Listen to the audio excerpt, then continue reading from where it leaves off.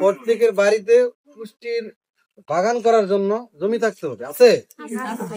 প্রত্যেকের বাড়িতে কমপক্ষে 1% জমি যদি থাকে, সেই জমিতে আপনারা 5 ধরনের সবজির বীজ দিয়ে সুন্দর করে মাচা করে, আরো মাথার মধ্যে সবজির বীজ দিয়ে একটা বাগান করবেন, যাতে আপনার বাড়িতে সবজি পুষ্টি বাগান থেকে সাপ্লাই হয়। আপনার সবজির জন্য যেন বাজারে যেতে না হয়। বাজারে আমরা যা পাই অধিকাংশ ভেজাল পাই, কীটনাশক যুক্ত শাক সবজি পাই। যে আমরা নিজেরা যখন সবজি খাবো সেটা হবে নিরাপদ। একটু ভেট করে সুন্দর করে একটা ফরম্যাট অনুযায়ী কাজগুলো যদি করি, তাহলে এই কাজটার মধ্যে সবজি রোগ বালাই কম হবে, যত্ন করতে সুবিধা হবে।